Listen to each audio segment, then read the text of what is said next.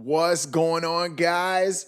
Check it out. We're back for another episode of the show, and today we are talking about why it is important for you to do your own research. Let's go.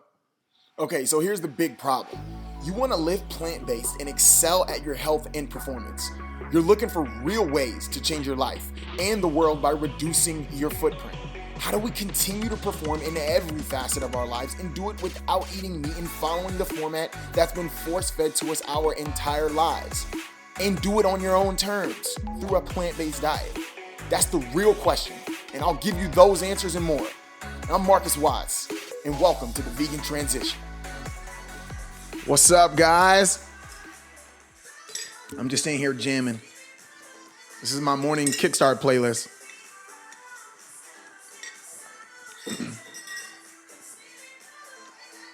All right.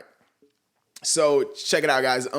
Today we gotta talk. We're gonna be focused on something that I think more people need to understand, and it's why it's important for you to do your own research. So there's always a lot of conversation going on, right? Around just about anything. And there's always information getting passed around. And to be honest, like most of it is crap.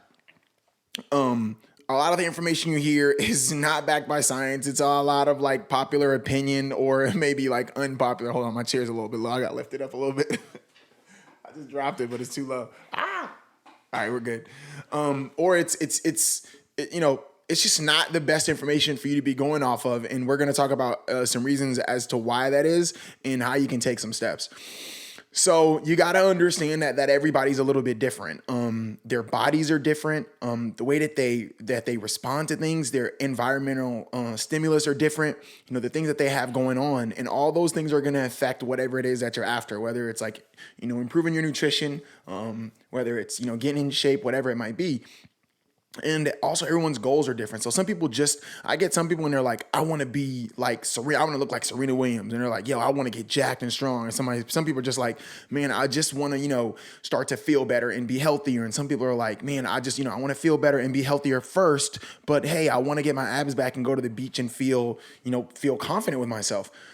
So the first thing is struggle kind of going on is how do you decipher what's good and what is bad, right? The second thing is there's so much information out there, you don't know what the right places are to take in the information to help you start to work towards your goals. So you just kind of feel like, okay, well, I mean, I guess I'll take it from this Instagram model, or I guess I'll take it from this, blog, or I guess I'll take it from this TV show. And in the end, not all those places have your agenda, have your best interest at heart, because a lot of times they have an agenda that not necessarily is bad, but that their goal is to get one thing across. Like for instance, inside the vegan community, this is just a big thing with me. You guys can get pissed off at me and debate with me or not, but listen, let me say first, I care about animals. Around the same time that I started experimenting with the plant-based diet, Caesar, was about 7.5 weeks old and I first brought him home. So it was just kind of crazy. Like I was like, man, it had actually been before that, but I was getting deeper and deeper into it. It was just kind of like, dang, man, if he was in other parts of the world, they would eat him. It would be like totally fine. And then I was just like, man, in, Ireland and some of these countries, it's okay to have like horse steaks, in our country, it's not. So it's just kind of like a crazy thing. And I think that a lot of the agenda sometimes in the plant-based community and what you see like be mainstream, like at Veg Fest and stuff like that, can be centered around like the animals. And yes, like we're talking about the nutrition side, but so much of it is like the animals. And I don't think that anyone is better than anything else, but I do feel like a lot gets left out, that what's happening with nutrition and obesity and the industry in our country is the story that's allowed to be told to people who don't really have resources. So there are a lot of people that have the money, they have the resources, they can do whatever they want. There are a lot of people that don't know, like they're in the inner city, they don't have the money, they don't have the resources around them, and the story that they're constantly being told by marketers is eating and living a certain way. In order for them to get exposed to that, there might have to be like something really drastic to happen to them. Some people don't agree with it. That's completely fine. We can agree to disagree. But understand that there's normally a conversation that's going on around events, around these sites, around these influencers, and they've got their own personal agenda. So you have to be very careful about who you're taking in information from. I mean, there's even studies of, I mean, obviously the FDA is putting out a ton of crack, or not crack, I said crack. A ton of crap. Okay. Gosh, that's probably going to get me some comments. But you just need to understand like where information is coming from. And a lot of times, for instance, like in the fitness community, you can see stuff like, I mean, this might be another one, organizations that, are for raising funds for cancer, combating cancer research. But yet their funding is coming from like big Coke companies. Their funding is coming from, Yoplait, who, obviously yogurt has dairy in it. Dairy has been shown in studies to be directed to, some of the effects of cancer or what causes cancer and things like that. So it's kind of like, it's insane. It's like, in the NFL, we've got, Muscle Milk and these other companies that are pushing these dairy products, but yet they're directly connect. Like I saw a chocolate milk commercial the other day with Al Horford, and he's like, yeah, chocolate milk, helps me to push my body. And I was like, bullshit, bro. Like bullshit. Like no way. There's no way that you are relying on, chocolate milk to be your go-to fucking energy source. There's no way. And most people are aware now that they need to not be having dairy in their diet. There are other resources that are going to give you everything that you need and have none of the drawbacks.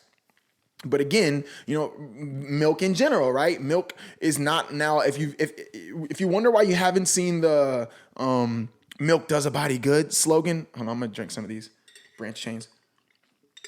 If you wonder why you haven't seen that slogan, it's because the milk is actually not allowed to say that. It's been scientifically proven that milk does not do a body good. So they cannot say to you that milk does a body good. You wouldn't know that unless you've done some research on it. Adjust this mic just a little bit. And again, for so many years, so many of us were told this story, and so many of us were following this guideline that this is how it is, and this is, what you're supposed to have. I remember, it's like, you want to get big in football, it's like the gallon of milk a day. You know what I'm saying? Go mad. And, you're supposed to do that, eat peanut butter and jelly, you know what I mean? Have a bunch of white bread, you know what I'm saying? Eat steak, you know what I'm saying? Eat rice, and you're going to get big and strong. And it's like, yo, that's not good for my joints. That's not good for my gut. And honestly, I say this a lot. You guys that follow my stuff and have for a while, too much of anything is bad for you. Straight up. Too much working out is bad for you. You drink too much water, you get water poisoning. You are literally almost dead. Like there's not much that can happen if you were to get water poisoning.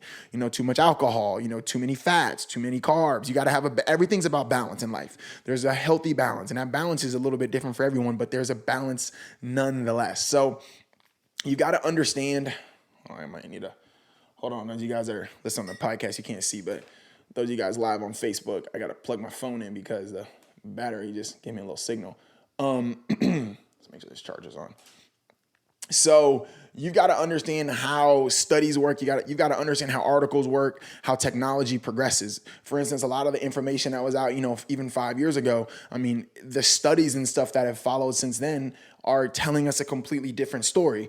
When I went to the hospital, when I got hospitalized in 2013 with the blood clots, it was crazy because at that time, the studies and stuff had been out, but they, like a lot of the studies that are out right now, that are like peer review, it'll take like 10 years for them to become like mainstream studies and be accepted. Right. So they were like, they were asking me questions about how I ate. At that time, I was eating 7 to 10 whole eggs a day, 5 pieces of bacon. I cooked the eggs in bacon grease. I had coffee with MCT oil, and coconut oil. Right. Sounds kind of crazy, but that's, what I'm saying? That's what it was for me. And they were like, when I told them this, they were like, man, like that's impossible. And you're thinking, oh man, that's got to be so bad for you. And I was like, okay, why? And I already knew why. It's because they were going to tell me that my cholesterol at that time was like just like 1 point higher than it was supposed to be for like my age and all that stuff.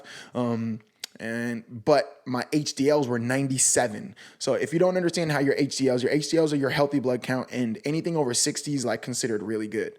So my HDLs were, which basically was saying that my cholesterol got thrown out of the window. And what it was proving was that, like, egg yolks were not bad for you. You know what I mean? It's good cholesterol. It's healthy fats. So you got to understand that stuff. You got to understand how science is working and how information is getting put out. So I'm going to give you guys 3 things to do today. Okay. The first thing that you need to do is start asking questions. Right? You need to start asking questions to yourself. You need to start asking questions to these people or these places that you're consuming information from. If you're reading an article, just email them. Comment on it. Ask them for the resources. Go click on if they've got the references tab. Like, go check them out. Start asking people questions. You'll get to the bottom of it sooner or later. But you got to start asking questions. You can't just be out here consuming information and thinking that everyone has your best interest at heart. Remember, everyone has an agenda. I have an agenda. What is my agenda? My agenda is to get as much information out to people as I can, to share what I do in nutrition, to share what I do in fitness, and to share my passion for plants out to everybody. That's my agenda. Like, I support myself with my programs, I run in my business, but I know that in order for me to do that, I've got to give. I've got to give freely. I've got to give willingly. And that's why you guys see me putting this information out. I hope that when it's time and you've got something that you need, that you'll trust me. You'll trust that I have your best interest at heart and that I'm doing the research. You know what I'm saying? Straight up. My goal, right, is to be that resource for you. So you got to start finding the right people. You got to start asking the right questions, and you got to start asking for resources. Where did this information come from, right? So that's 2. You got to ask questions, and then you got to start asking for resources, okay? The third one is I would highly suggest starting to read more books. Read more books. There's so much information out there for you. All you got to do is just seek it out. Literally, just seek it out. If like something that I do when it comes to books is I just love having them. Like, I love to touch them. So like, I'll order books on Amazon that are like used. Like, I get them like the cheapest ones. Like, I don't care if they're brand new. I don't care if they have the cover on them. I really don't care. I used to only want hardbacks. I don't care. Like, just give me the books. Give me the books.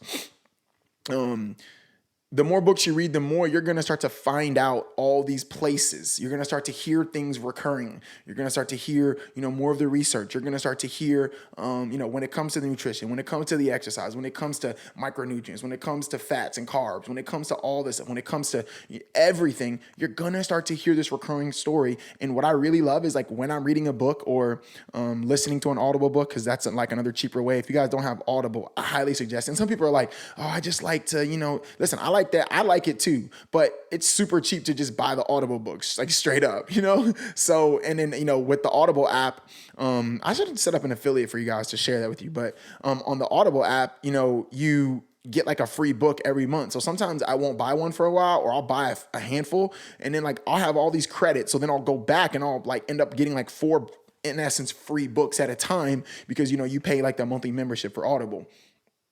So start reading more books. The last one is do research on those resources. So again, those resources could be like people. Let's start with people. So you're following an influencer or somebody on social media, or you're following like a page on Facebook. Do your research on them. Like, ask them questions. Like, what is their expertise? Like, what is their story? Like, where did they develop the ability to give you information like this? I would highly, highly suggest that you do that. Don't just rely on people just giving you information that you can just take in and you're just like, oh, it sounds great. Listen, you got to do your research. It's an old saying, believe, none of what you hear and half of what you see. Again, remember those things that we talked about. You got to understand how articles work. You got to understand how the technology works. You got to understand how blogs work, how they make their money, news outlets, how they make their money by disseminating this information, by causing this rift. The crazier the story, the more traffic the site's going to get and more clicks it's going to get and things like that. We've all gotten caught up into that. When you understand that you need to be asking questions, that you need to be asking for resources, finding resources, reading more books, and doing research on the people that you trust as sources of information for you, I think you're going to put yourself in a much better situation. I know that for myself, it drastically helped me to decipher the good from the bad information.